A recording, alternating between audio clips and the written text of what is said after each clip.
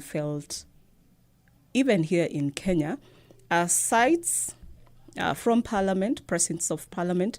His Excellency, the President, is already within this space, and anytime now he is expected to come into the chambers of the National Assembly where this speech will be delivered. It is a joint sitting of the National Assembly and the Senate. However, it is being conducted in compliance with the Ministry of Health regulations as far as containing the spread of the novel coronavirus is concerned, and therefore they're quite it will be quite a small gathering by all standards, just about 114 members inside the chambers.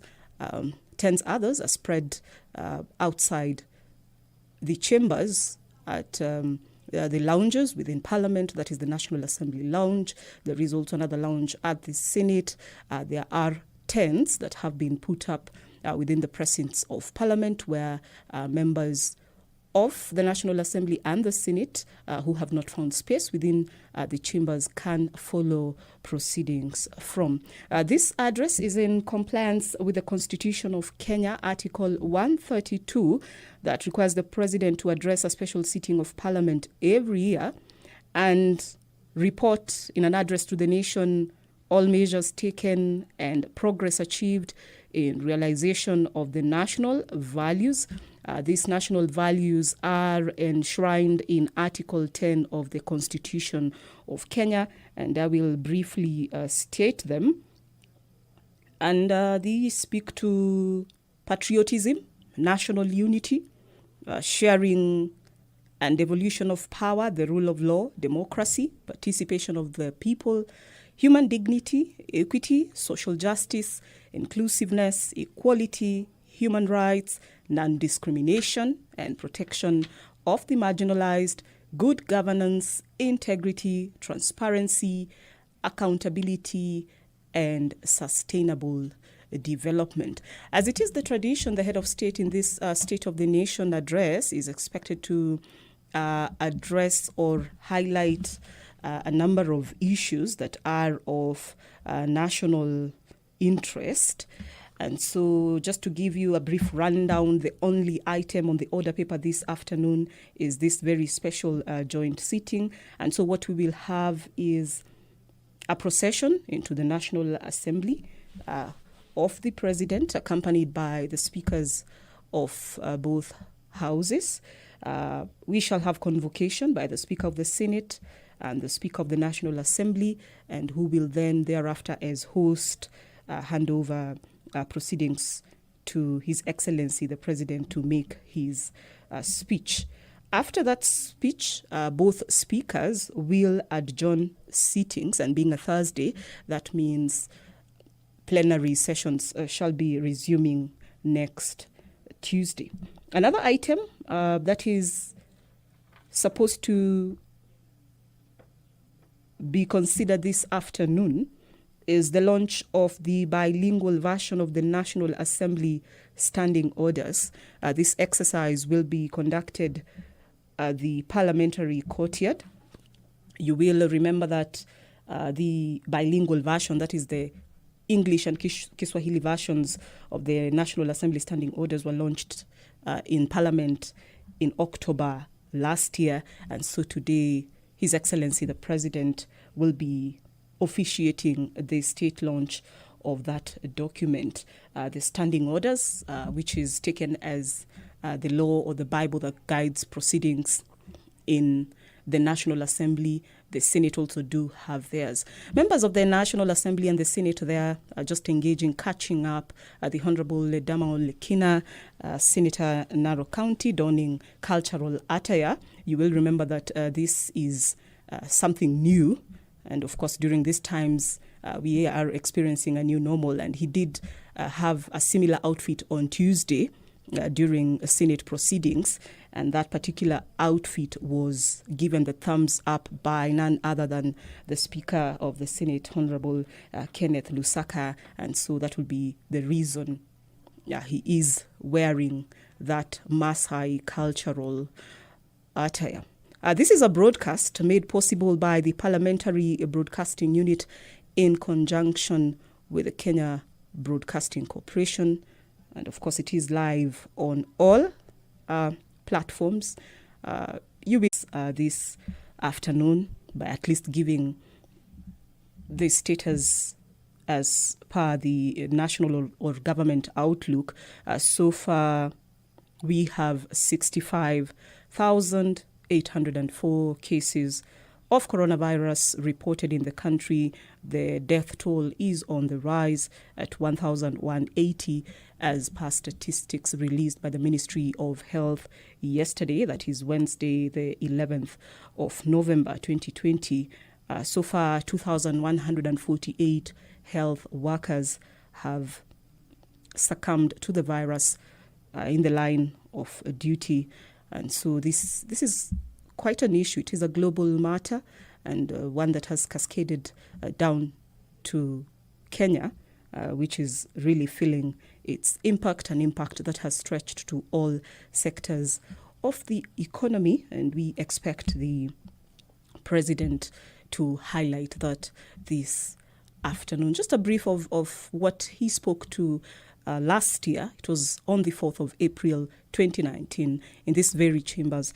The head of state at that time lauded the success of devolution and all the players involved in making sure devolved units in the country are working.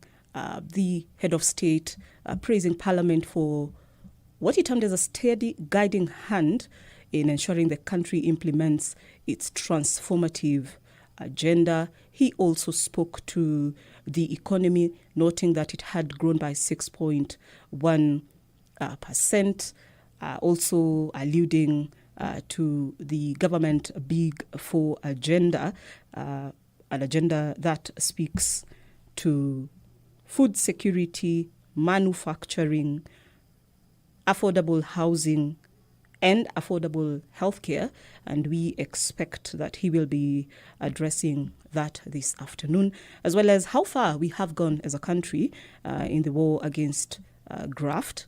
Earlier this week, he did receive the annual report from the Office of the Director of Public Prosecutions, and he challenged that entity to prosecute high-profile cases to conclusion.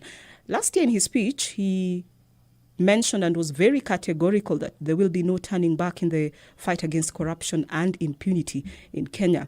The president saying there will be no sacred cows, no compromise, and that the fight against corruption was a fight for the soul of the nation.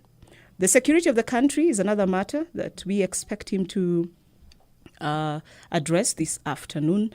Last year, he alluded to a strong national security, saying the response to external and transnational security threats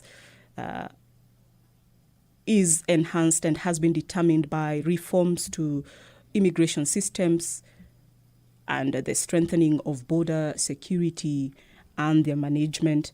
And so we expect to hear what more has been done. Of course, another area that Kenyans are anticipating is the Building Bridges initiative. There is that new report that was released a fortnight ago, and a public launch done at the Bomas of Kenya. Debate is still ongoing over that particular matter, and we will be waiting to hear from the head of state. As you can see, there are a number of invited guests. We've just seen that interaction there by the Deputy President, Honorable Dr. William Ruto, former Premier Raila Odinga there, Wiper Party leader Kalonzo Musyoka. On your screens now, the head of state, His Excellency President Uhuru Kenyatta, accompanied by the Speaker of the National Assembly, Justin Muturi, and the Speaker of the Senate, Kenneth Lusaka. They are coming into the chambers so that the program can get underway this afternoon. A live broadcast brought to you by the Parliamentary Broadcasting Unit in conjunction with the Kenya Broadcasting Corporation.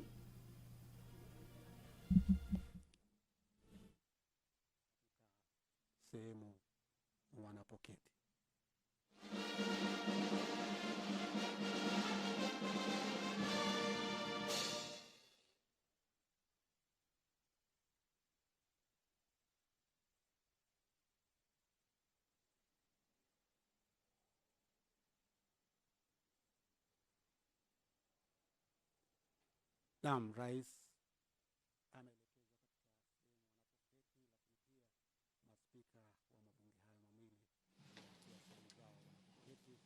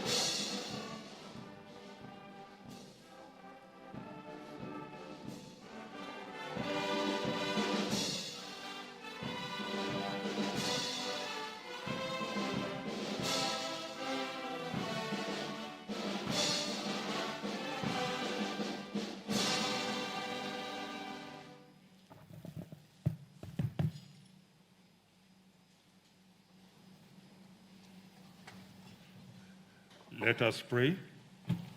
Almighty God, we beseech you to behold with your abundant favor and blessings as your servants whom you have been pleased to call to these leadership positions in this republic.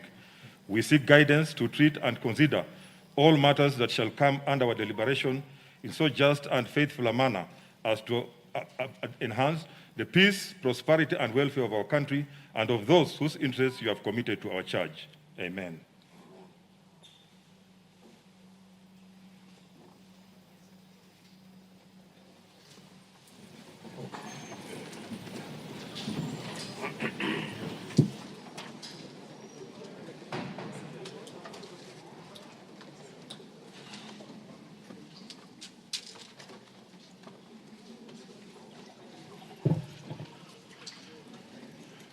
Your Excellency, Honorable Uhuru Kenyatta, President of the Republic of Kenya and Commander-in-Chief of the Kenya Defense Forces, the Right Honorable Speaker of the National Assembly, Honorable Justin Muturi, Honorable Members of Parliament, Article 1321B of the Constitution of Kenya requires the President to address a special sitting of the Parliament of Kenya once every year and at any other time. Further, Article 1321C requires the President to, among others, once every year, report in address to the nation all the measures taken and the progress achieved in the realization of national values set out in Article 10 of the Constitution. In addition, Article 247 of the Constitution requires the President, in his capacity as the Chairperson of the National Security, NSC, to report to Parliament annually on the state of the security of the Republic. In this regard, pursuant to Article 1321B and C, 1 and 2 of the Constitution and Senate Standing Orders number 22.1 and 2, upon request by the Presidency via letter reference number SH/15 dated 23rd October 2020, I gave notice of today's special sitting to the Honorable Senators by Gazette Notice number 8976, which was published in the Kenya Gazette on Friday, 6 November 2020. Accordingly, Honorable members, this special sitting is properly convened. I thank you.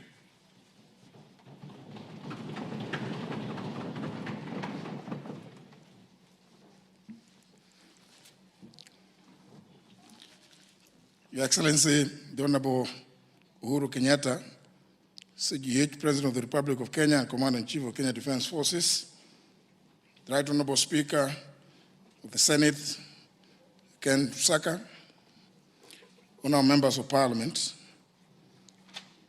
Article 132, Clause 1, Paragraph B of the Constitution of Kenya requires the President to address a special sitting of Parliament once every year and at any other time. Further, Article 132, Clause 1, Paragraph C requires the President to once every year report in an address to the nation on measures taken and progress achieved in the realization of our national values. Additionally, the same article provides that the President shall submit a report for debate to the National Assembly on the progress made in fulfilling international obligations of the Republic.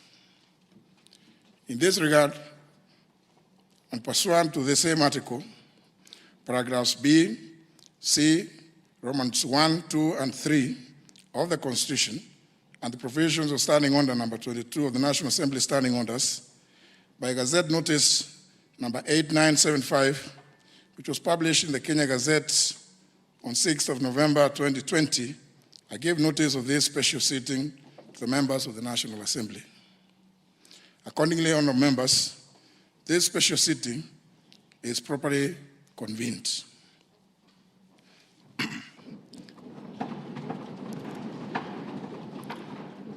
Your Excellency, allow me, in the usual parliamentary practice, to recognize some key invited guests with us here today. Seated at the Speaker's row, I wish to recognize the Honourable Deputy President of the Republic of Kenya, His Excellency Dr. William Ruto, the former Prime Minister of the Republic of Kenya and the African Union's High Representative for Infrastructure Development in Africa, the Right Honourable Raila Amolo Odinga, and the former Vice Presidents of the Republic of Kenya, the Honourable Stephen Kalonzo Musyoka and the Honourable Musalia Mudavadi.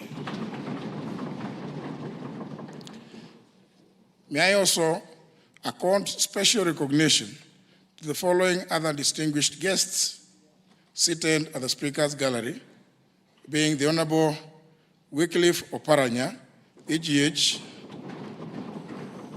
the Governor of Kakamega County, and also the Chairperson of the Council of Governors, and the Honourable Mike Sonko, the Governor of Nairobi. They are all welcome to Parliament today. Your Excellency, I take notes and I'm grateful for your acceptance to preside over the launch of the Kiswahili version of the National Assembly Standing Orders after today's address. This is going to be the second major milestone towards the use of Kiswahili in parliamentary proceedings after the first one in 1974, which was undertaken following a directive to Parliament by the founding father, His Excellency Jomo Kenyatta. Towards this end, I'm grateful that our public universities partnered with us in making the translation of the English version of our standing orders into Kiswahili.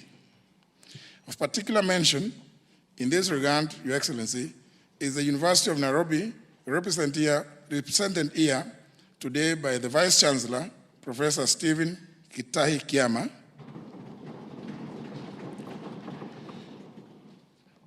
and Kenyatta University, represented by the Vice Chancellor, Professor Paul Wainaina, and Moi University, represented today by the Vice Chancellor, Professor Isaac Kosgei. I acknowledge their presence. Your Excellency, accompanying the Vice Chancellors are the following Kiswahili experts who deserve special mention because they worked directly with the National Assembly team to make possible the translation of our standing orders to Kiswahili. They are Professor Mwangi Irihe, Professor Kitula Kingei, Professor Sierra Momanyi, Dr. Robert Oduori, Dr. Miriam Osore, Dr. James Michira, Mr. Vincent Magugu, and Mr. Nuhu Bakari. I salute them all. In the same breath, Your Excellency, I also wish to thank members of staff who painstakingly worked with the experts to deliver the Kiswahili standing orders. A special mention goes to the Clerk of the National Assembly, Mr. Michael Sialai, and Mrs. Samuel Njoroge and Kipkemboi Arab Kirui, the Director and Deputy Director of the Directorate of Legislative and Procedural Services, respectively. Honored members, invited guests, ladies and gentlemen, it is now my singular honor and privilege to invite His Excellency the President of the Republic of Kenya and Commander-in-Chief of the Kenya Defense Forces to address this special sitting of Parliament. I thank you, Your Excellency.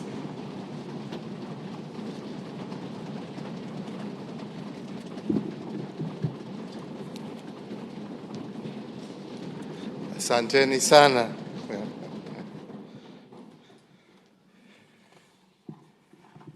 The speakers, or the Speaker of the National Assembly, the Speaker of the Senate, honorable members of Parliament, and all our distinguished guests, fellow Kenyans, it is my great pleasure today to join you as I report to the people of Kenya on the state of our nation.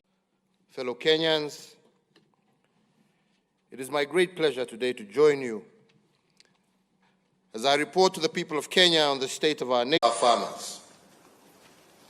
In the far east part of the globe, a new disease, COVID-19, was emerging, devastating millions of people. The World Health Organization declared the COVID-19 outbreak a public health emergency of international concern on the 30th of January 2020, and further went on to declare it a pandemic on the 11th of March 2020.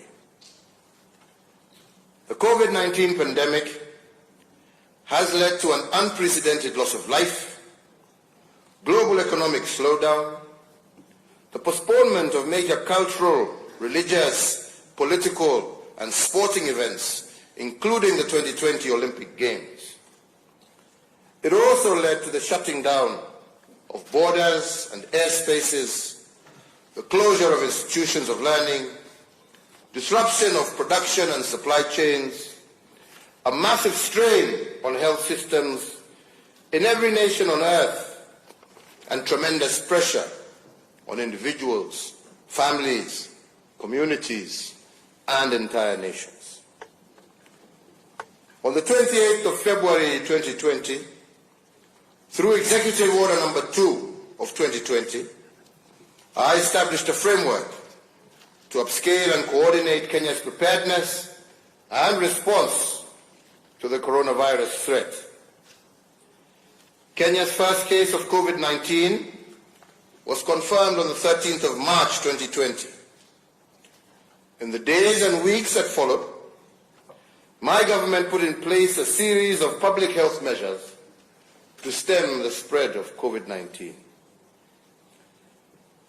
These included Kenya's first ever nationwide curfew since independence, the restriction of movement into and out of most affected counties, the shutdown of learning institutions, a ban on public and social gatherings, restriction on the number of passengers in public service vehicles, among other containment measures.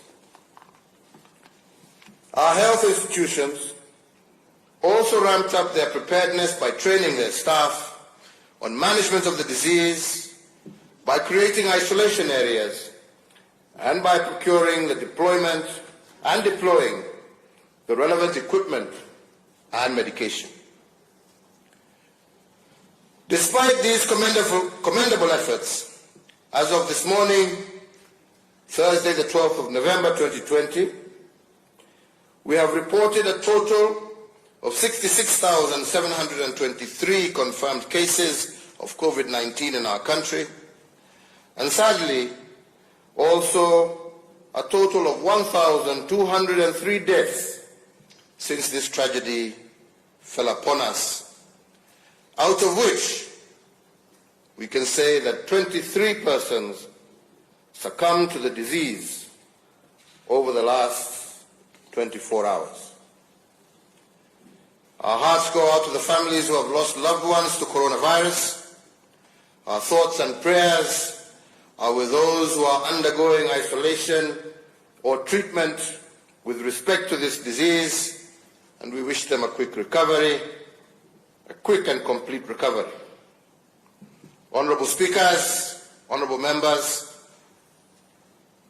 I would like at this juncture to request all of you to rise on your feet and join me in observing a minute of silence in honor of the memory of 1,289 Kenyans who have succumbed to this deadly disease.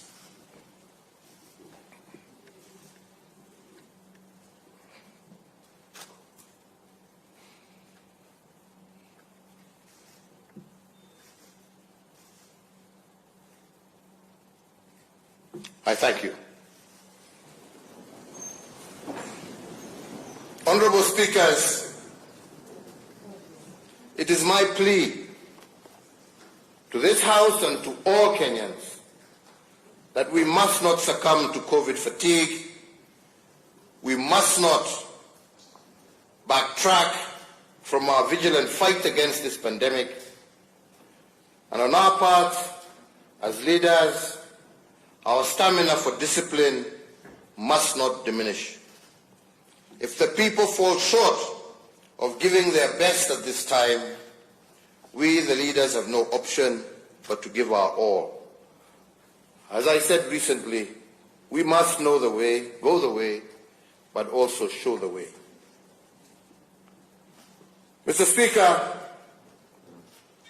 we also once again honor and commend all our frontline health workers across the country, and we shall forever be grateful for their service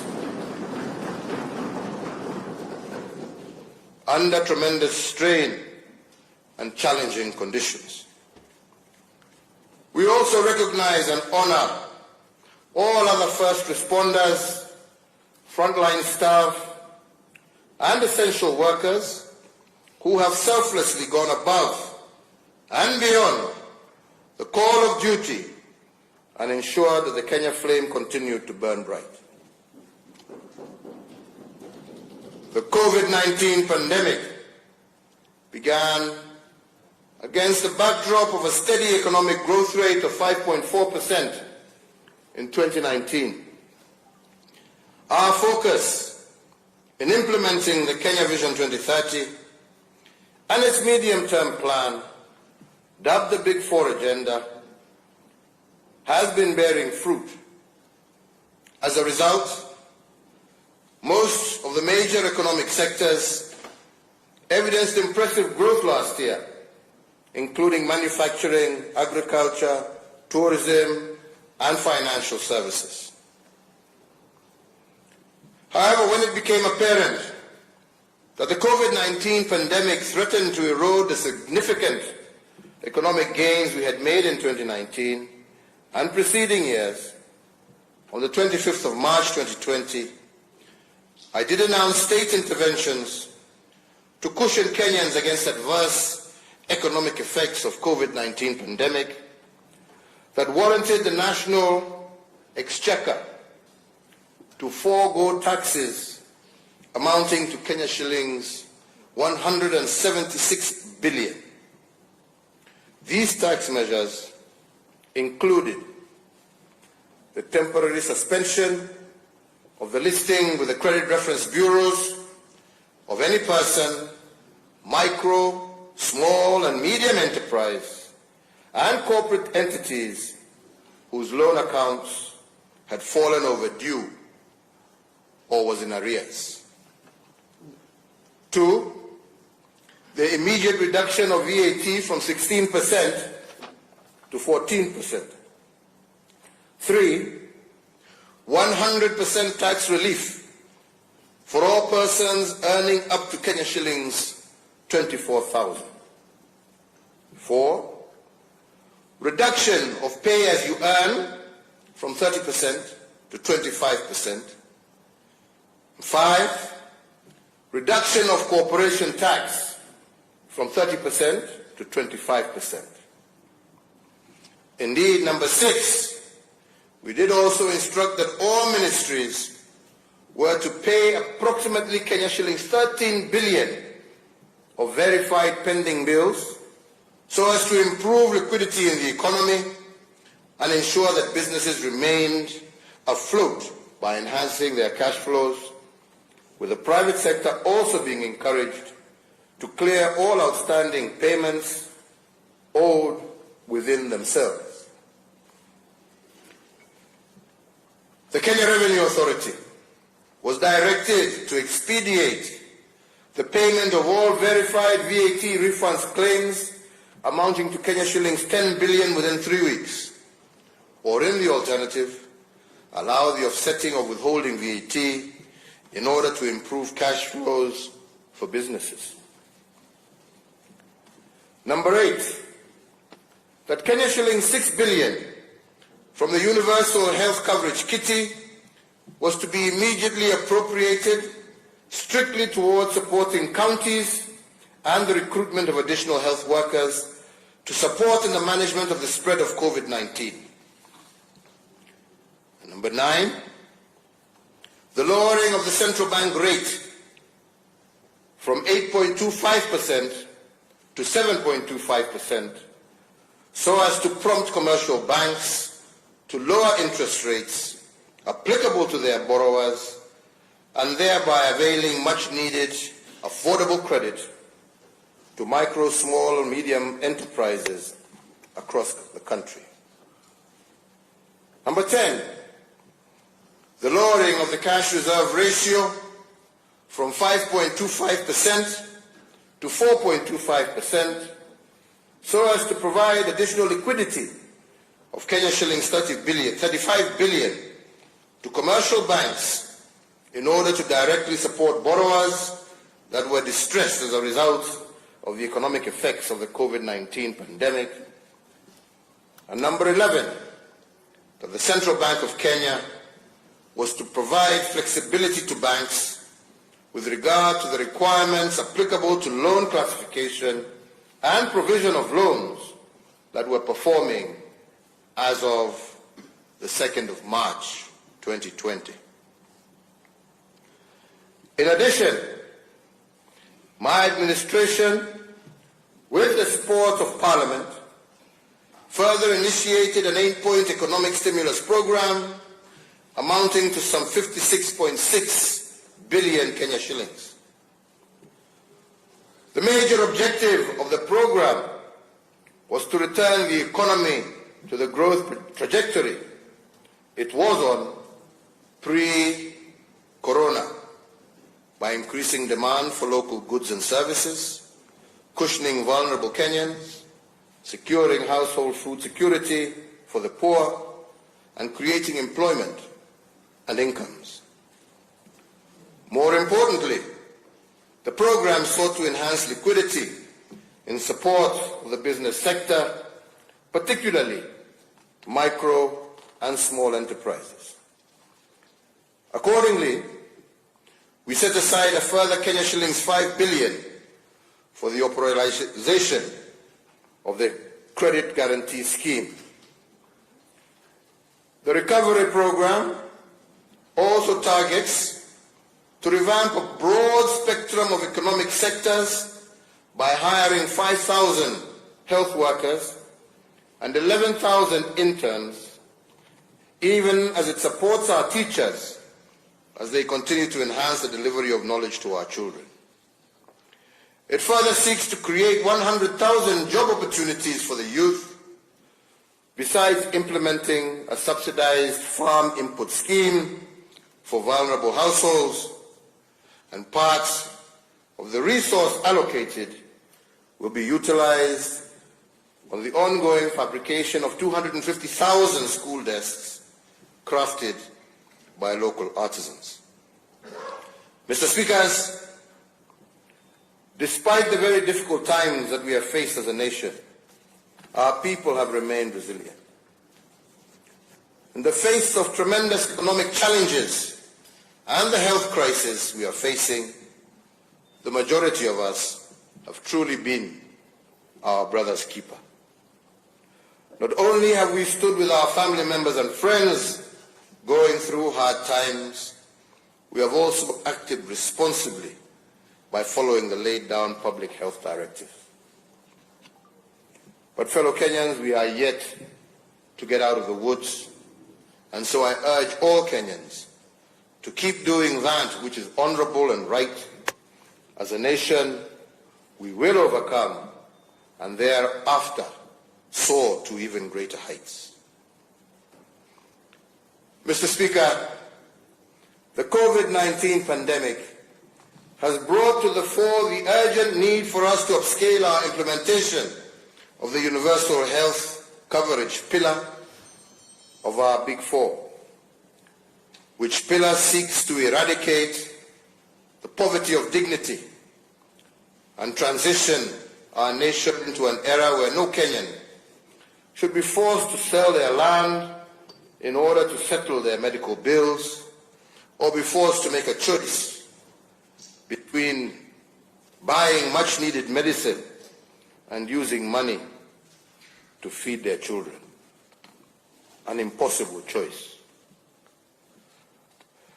Last year, I informed Parliament that the national government, in partnership with the county governments, was piloting the universal healthcare program in the counties of Nyeri, Machakos, Kisumu, and Isiolo, in preparation for a rollout nationwide. I am pleased today to report that the pilot program for universal healthcare was successfully implemented, and out of it, we have isolated critical learning points that have informed enhancements to my administration's health policy priorities going forward. As we inch closer to the national rollout of the universal health coverage, I also, a fortnight ago in Mombasa, launched the biometric registration for the universal health coverage scheme. Similarly, my administration is instituting far-reaching reforms of NHIF as it perfects the medical insurance scheme. Honourable Members of Parliament, it is notable too that there has been a phenomenal increase in mental illness across the country and indeed around the world, which has caused serious national distress and anguish in our families. As a government that cares, I have established an office in the Ministry of Health with the full responsibility of spearheading our national response to this latest disruption to our social order and our nation's wellness. To institutionalize this initiative, I have issued an executive order establishing an ultra-modern national mental health hospital and also elevated Mathare National Teaching Referral Hospital as a semi-autonomous specialized hospital, and I shall be looking to this House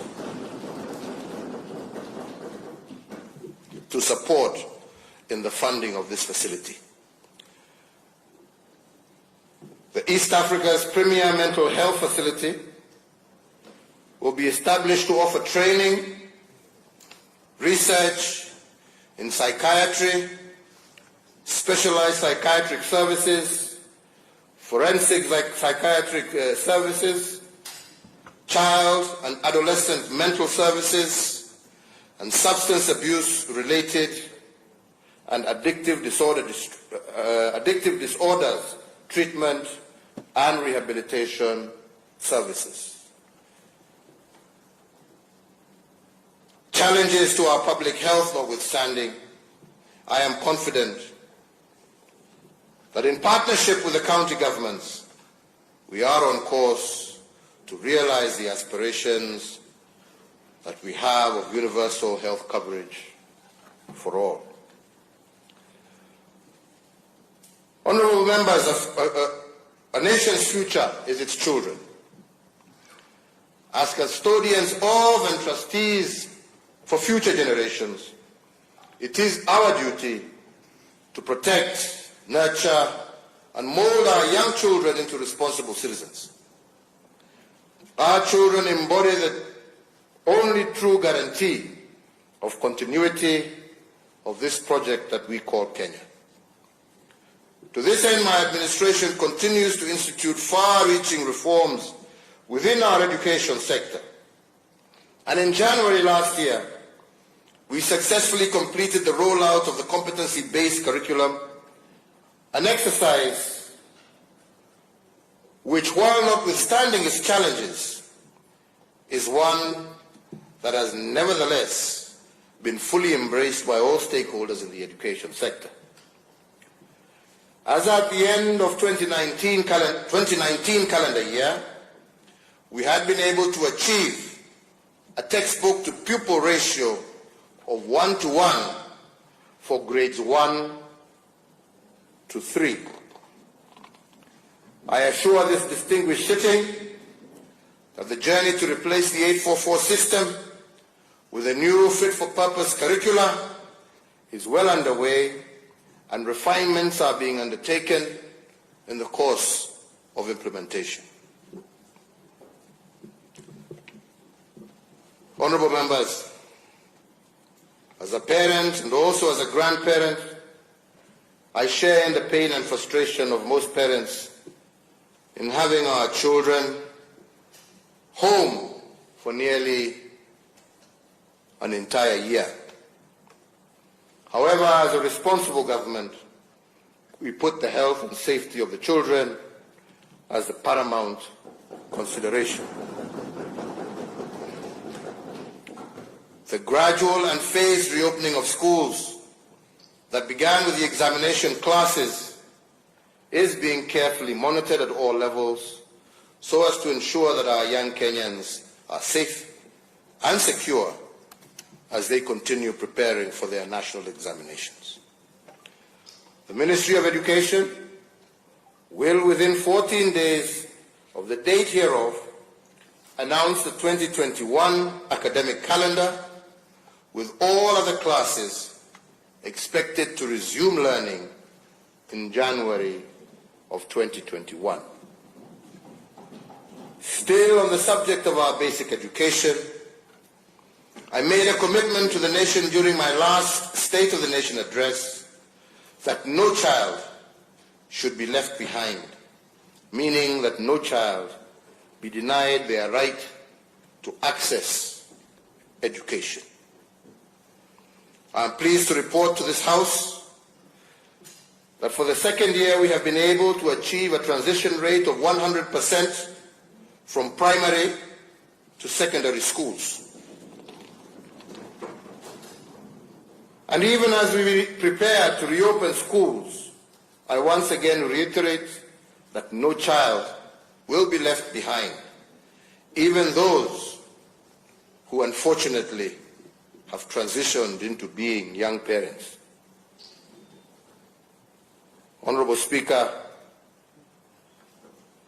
we must say that in the face of these undoubtedly impressive gains, we must guard against resting on our laurels. The next frontier in the quest to providing education for all is to improve our education in Kenya by enhancing quality of education, both in terms of physical structure as well as content. It is evident that our public day and boarding secondary school infrastructure is overstretched. As a result, our students are suffering congestion in both classes and dormitories. These challenges, however real, must not stop us from pursuing what we know to be the right thing for our children. Rather, they should act as motivation for us to work even harder. through a combination of interventions, both policy and financial, involving the Ministry of Education, county governments, and members of the National Assembly, through the National Government Constituency Development Fund, we shall have the necessary resources to address the infrastructure gap to our education sector conclusively within the next 24 months. In this regard, I therefore appeal to members of the National Assembly that the use of funds under your oversight should be used primarily to respond to the immediate and short-term needs of our learners. Currently, there is an urgent need for construction and equipping of more dormitories, classes, and other amenities to further facilitate ease of learning for our children. Indeed, conscious of the fact that significant financial resources will be deployed towards the construction of at least 12,500 new classrooms and related school facilities. And in that regard, the Ministry of Education and the Ministry of Transport, Infrastructure, Housing and Urban Development have been instructed that by the 1st of December 2020 to issue a new set of building guidelines for school infrastructure that allows the use of appropriate and cost-effective building technologies suited to the varied geographies of our nation. The intervention of these guidelines will achieve transparent and standardized bills of quantity that will guarantee value for taxpayer money. For every shilling that we put into school infrastructure, we must seek to obtain more classes built to acceptable standards.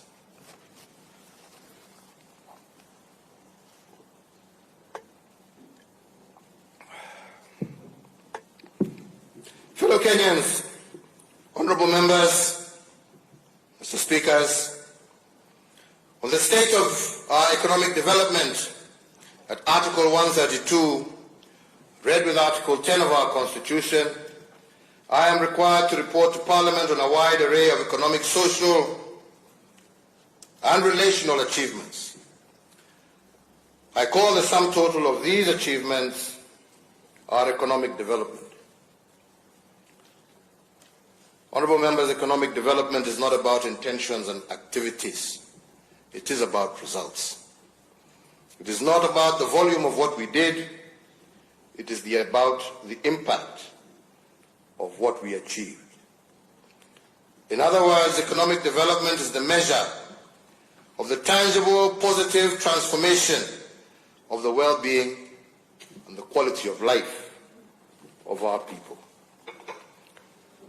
During this year's reporting, I will focus on 4 areas of primary thrust and situate the 4 areas within the broad framework of the Big Four. And I must mention at the onset that the Big Four is not a project, as many think of it. The Big Four is an economic development strategy or framework which I have used to organize government delivery and to answer the question why in terms of the selection of the priority areas that we are working on.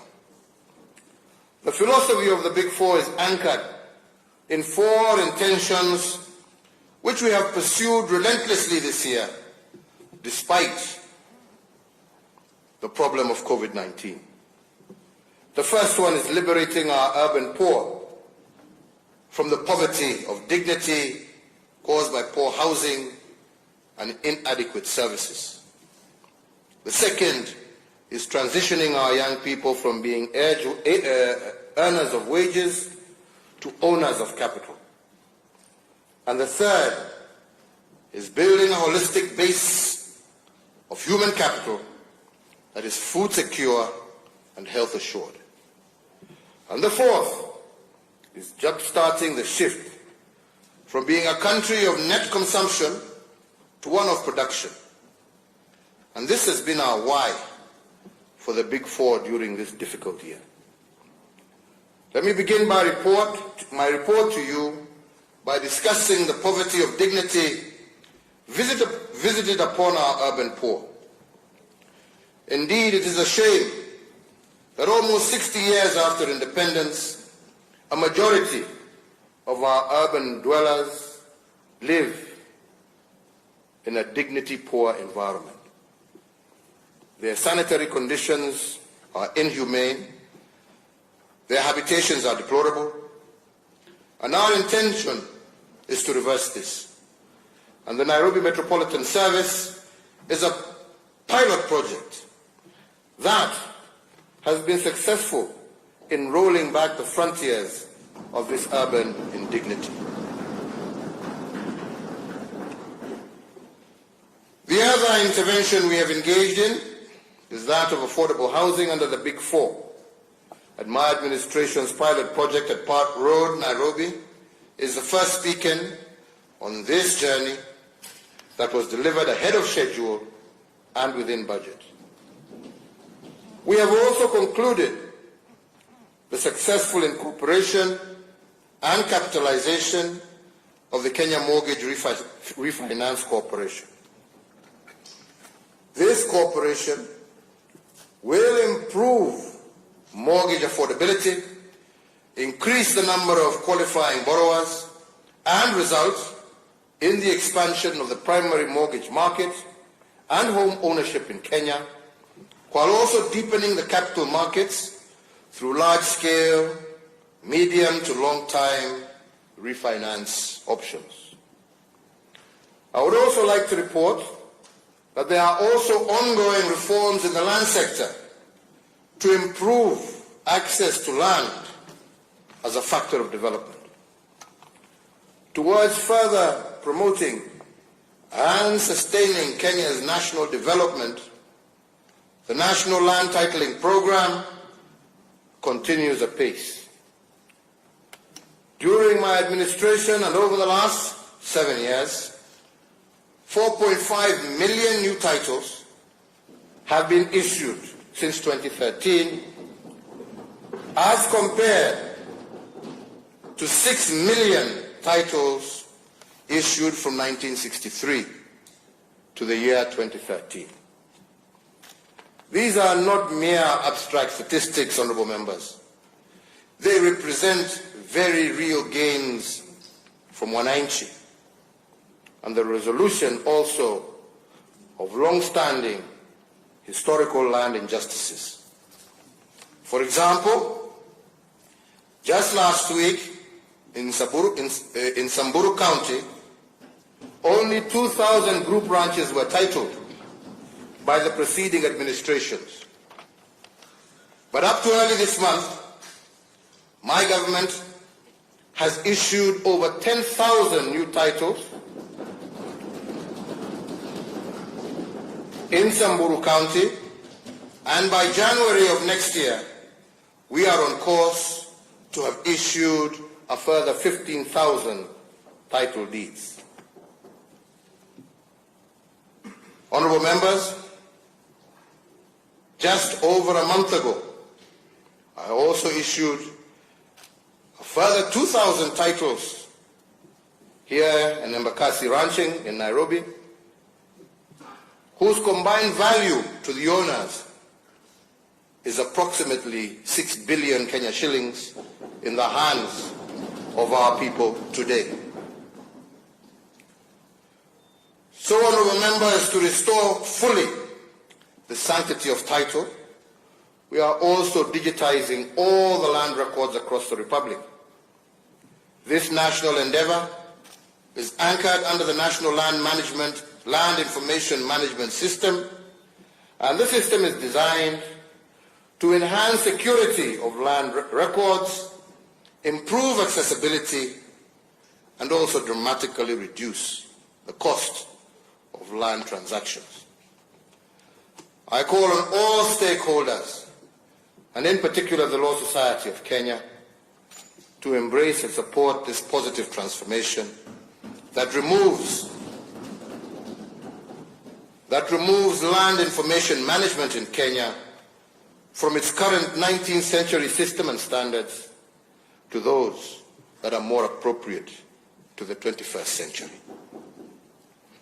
Other reforms in this sector include the formulation of the Sectional Properties Bill to bring legal clarity to the ownership of sectional properties. The bill is in its final stages before introduction to this esteemed House. My prayer to you, honourable members, is that we may pass this bill that will allow millions of Kenyans access mortgage and credit for their apartments and smaller dwellings, and to create greater equity for all our people. Honourable members, let me underscore that eradicating the poverty of dignity is not just about securing tenure and dignified habitations. The poverty of youth dignity is also one of the areas that we have focused on. Youth pessimism and fatalism can also be turned to patriotism. If youth are liberated from the poverty of dignity, we have worked hard to give youth self-esteem and a sense of purpose. And we have done this because dignity comes from self-reliance and a sense of contributing to society. If the youth are given a sense of national importance, they will own the country and guard it jealously as active shareholders. Initiatives such as contracting youth artisans as suppliers to the Big Four projects is a visible example of this approach. The second intention under the Big Four during this report period has been about young people. My government's objective has been to shift our young people from being earners of wage to owners of capital. We have modeled this through engaging them in collective action. As we seek to grow our industries and create jobs in the manufacturing sector, we must of necessity have the manpower with requisite skills to match the needs of industry. Majority of the skills required are with respect to blue-collar jobs.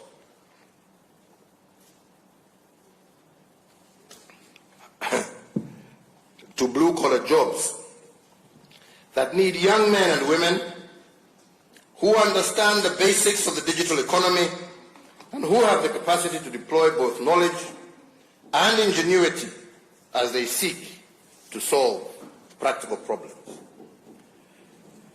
It has taken considerable effort on the part of my administration to educate both parents and young people that there is a viable education pathway for Form 4 leavers who do not achieve the necessary grades to pursue university programs.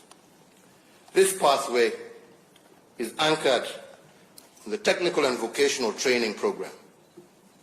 Today I'm proud to report that we have so far enrolled 430,598 students in 182 technical and vocational training colleges across the country.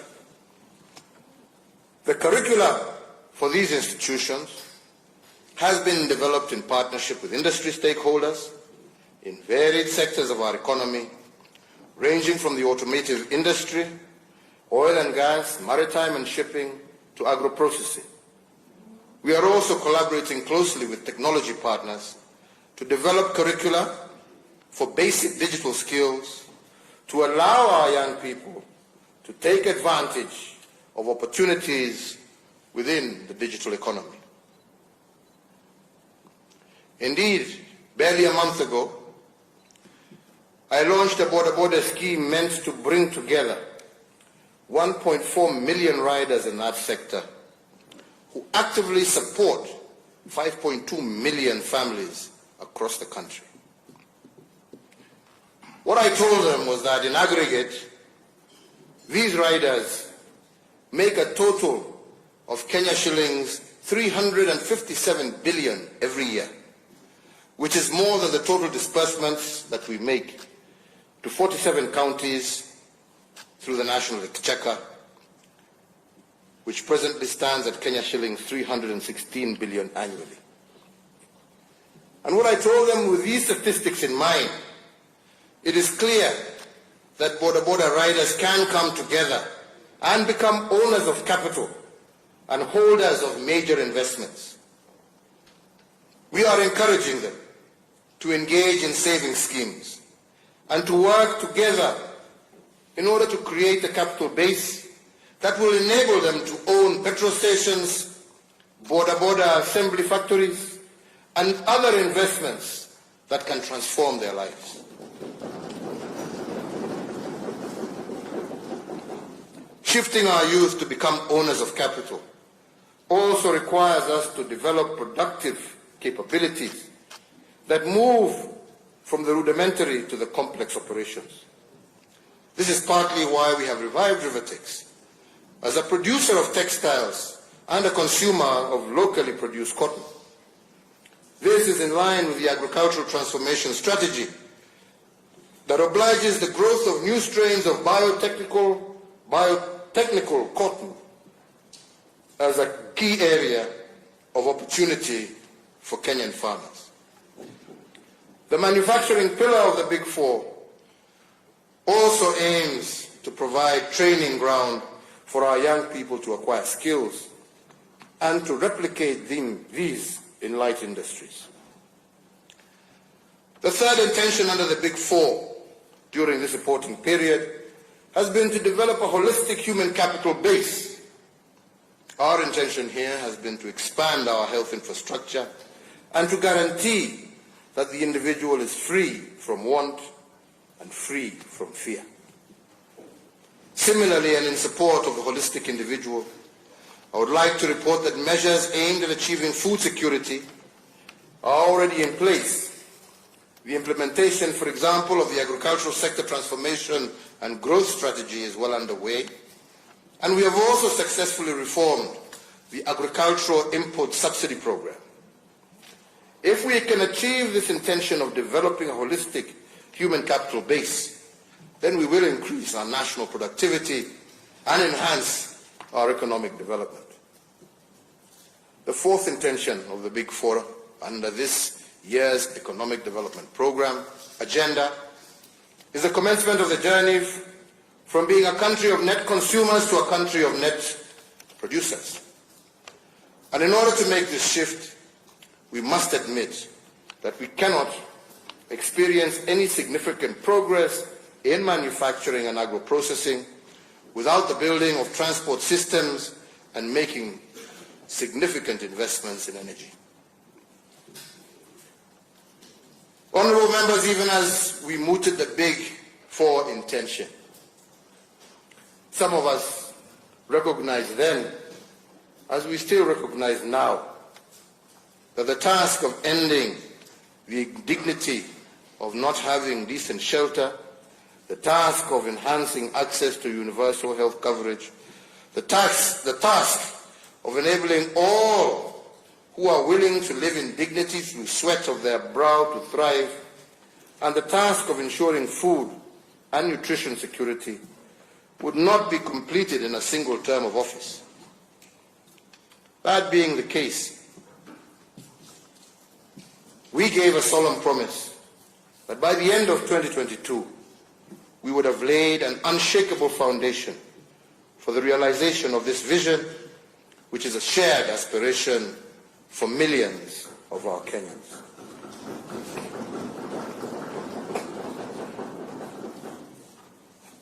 As an enabler to the Big Four agenda, my government will continue to roll out seminal programs in response to the needs of businesses, both large and small. We are continuously enhancing the ease of doing business and creating an enabling environment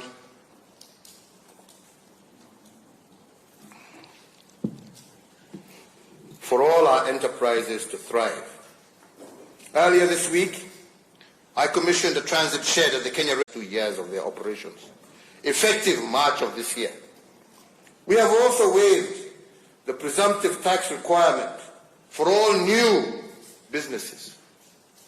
These two initiatives and others within our Ease of Doing program will now be aggressively rolled out nationwide as we endeavor to make it easier for both local and international investors to set up, operate, and expand their businesses. And our endeavor is to make Kenya the best country on the continent in doing business by the year 2022. And for this, I seek the support not just of this House, but also of our 47 county governments. As we continue to create an enabling environment for our enterprises to thrive, we are also enhancing connectivity in the country through ports, road and rail. In respect to key national trunk roads, the construction of the Nairobi Expressway project continues apace, and just last month, I witnessed the signing of Africa's largest public-private partnership funded project, the Nairobi-Mau Summit Expressway. These are milestones which will have significant impact on the economy by decongesting Nairobi's gateways on the part of the expressway project and by opening up the economies of increasing connectivity in Western, Rift Valley and Central Kenya on the part of the Nairobi-Mau Summit project. Honourable members, with regards ports and bridges, the Lamu Port Berth 1 is now complete and the focus has shifted to bringing it into full operation for transshipment cargo. My administration is also now in the final stages of installing the Likoni floating bridge, an 824-meter long bridge costing 1.9 billion that will be the first automated floating bridge in Kenya. The Likoni floating bridge will help to decongest ferry transport of the Likoni Channel in the context of the COVID-19 safety concerns and beyond by providing a safe pedestrian connectivity from Liwatoni on Mombasa Island to Ras Bofu on the Likoni mainline site. Further, the Kisumu Port rehabilitation works are ongoing and the new port is now, as we speak, already processing fuel products to Uganda. On our railways 2 days ago, I commissioned the Nairobi Commuter railway upgrades, which is set to dramatically change the public transport experience in Nairobi and across the metropolitan area. Additionally, we are undertaking rehabilitation of the meter gauge railway line along various routes. The Nairobi to Nyanyuki route is now back in service after decades of dormancy, with the Naivasha to Kisumu and Naivasha to Malaba route currently ongoing, an overhaul under a multi-agency team coordinated by the Kenya Defence Forces. With regard to the energy sector, the last mile connectivity program crossed the 7.2 million household connections mark that the country is proceeding well towards our aspiration of 100% universal electricity access by 2022. We have also completed a national geospatial mapping exercise that has allowed us to catalogue the wealth of our natural resources. It will also enable us to improve the management and use of land, the essential but finite resource that we share as a nation. To protect all these undertakings, honourable members, I am required to submit a report on the state of our national security pursuant to Article 240 of our Constitution. Honourable members, the state of our national security is strong, our homeland is secure from the varied threats against it. For this, and on behalf of all Kenyans, and as the Commander-in-Chief, I give thanks and praise to the brave men and women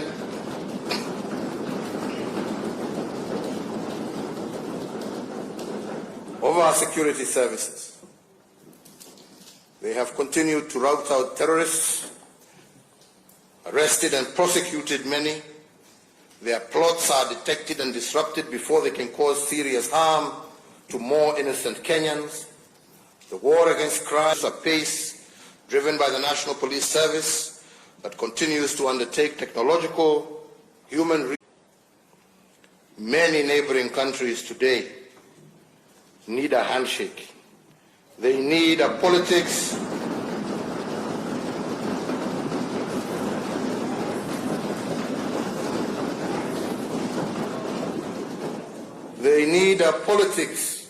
in which competition is not turned into enmity and war.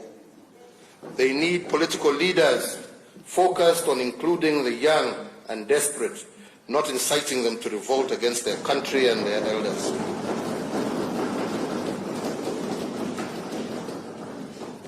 We have learned as Kenyans that elections alone cannot bring peace and unity to a divided people.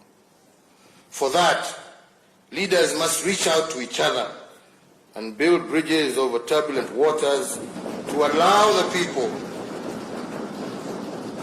to cross into safety and prosperity. Our state of national security will remain strong as long as we practice inclusive and sober politics. I ask the members of this House, all leaders, and all Kenyans to deeply ponder their role in promoting the politics that assures our security, deters our enemies, and is focused on serving the people. My administration is also implementing the following reforms in the security sector: the expansion of the National Police Service Control and Command Center for Surveillance and Communication, the successful launch of the Digital Occurrence Book Pilot Project, and in addition, I recently and very proudly unveiled the National Security Innovations exhibition at the Kenya Wildlife Service Law Enforcement Academy in Manyani in Taita Taveta County.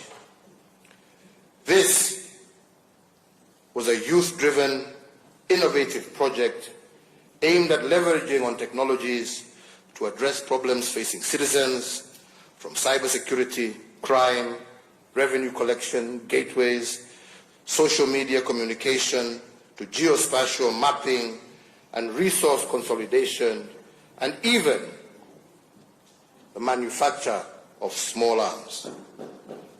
My government recognizes the important role played by ICT and innovation in overall national development. Information communication technology has greatly improved access to government services and enabled Kenyan youth access job opportunities outside Kenya. To ensure that Kenyans continue to enjoy these benefits, my administration has increased access to ICT infrastructure and connectivity through the rollout of the basic voice infrastructure in 67 sub-county locations in all unserved areas.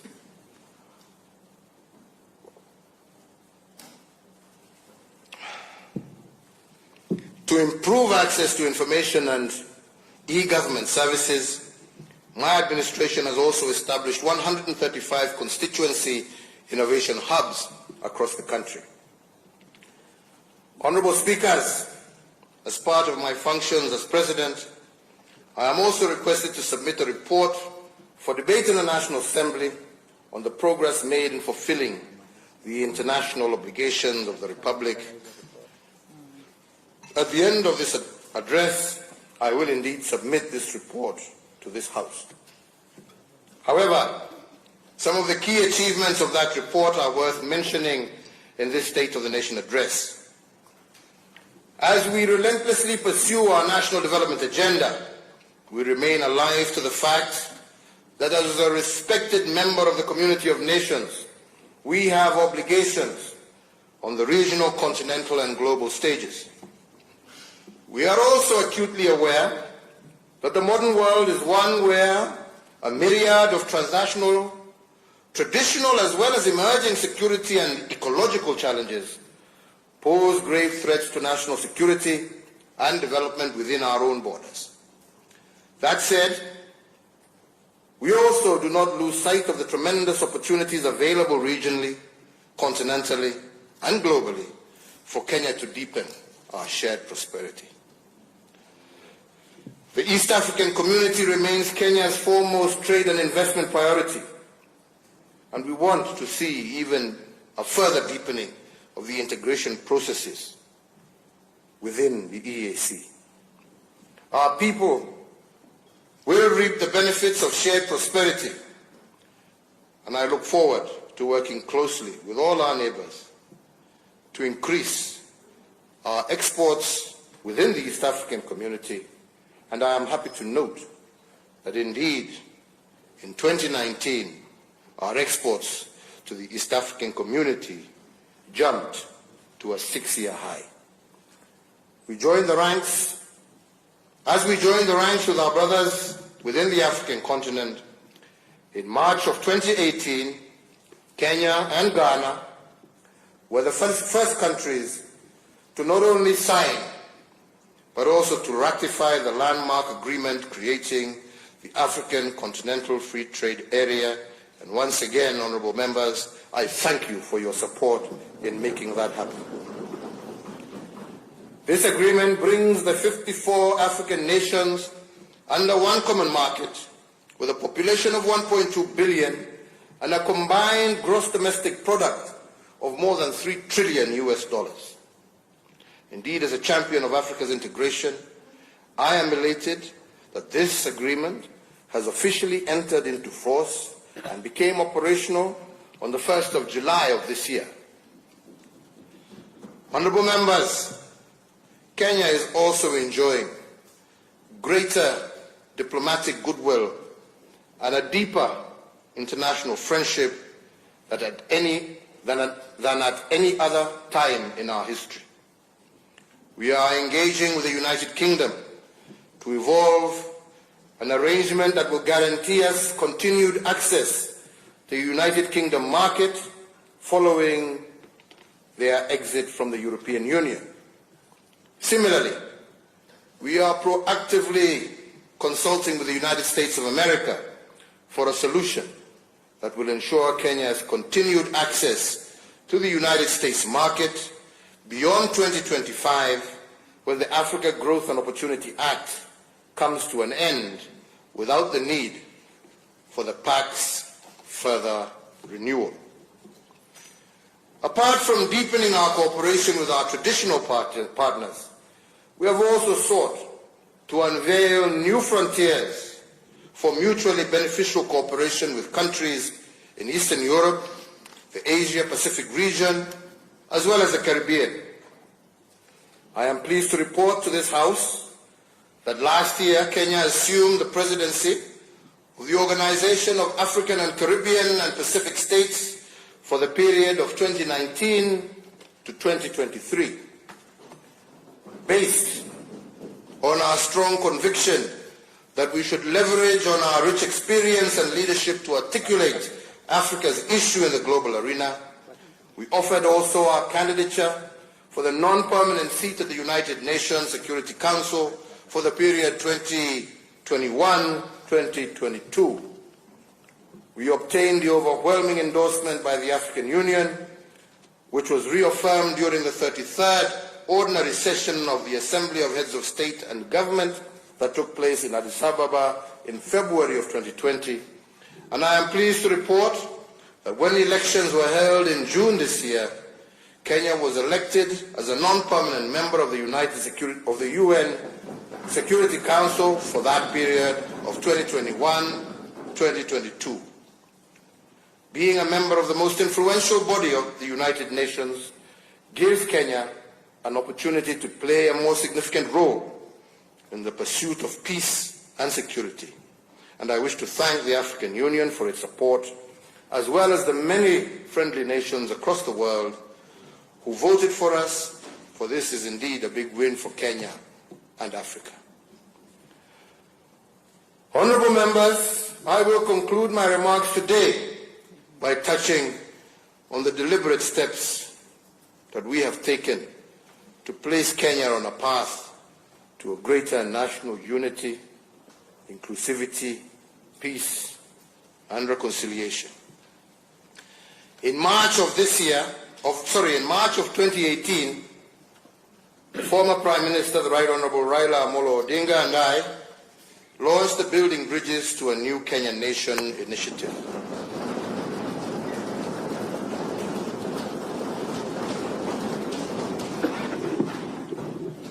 To support the same, in May of 2018, we established the Building Bridges to Unity Advisory Task Force.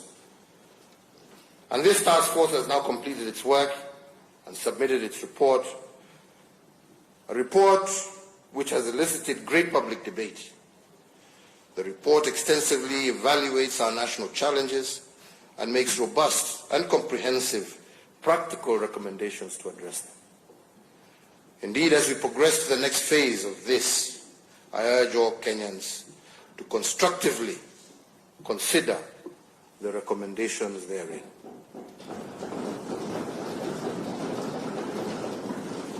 More importantly, let us continue to address ourselves to these issues with a view to effecting far-reaching changes that will address the perennial challenges that we have faced as a nation. The challenges of negative ethnicity, inclusion, equitable development, and indeed our fight against corruption. Honorable speakers, honorable members, fellow Kenyans, like Moses in the Bible, who sat at the top of Mount Nebo and saw the future that the people of Israel were about to cross into the promised land, I too have seen our future. This is what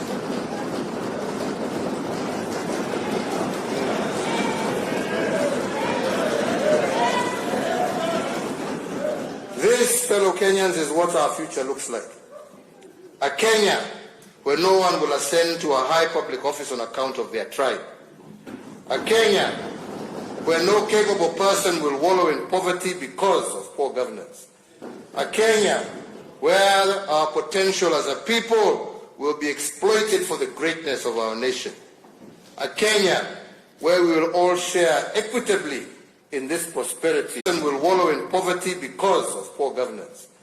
A Kenya where our potential as a people will be exploited for the greatness of our nation. A Kenya where we will all share equitably in this prosperity of our nation. I believe our future is bright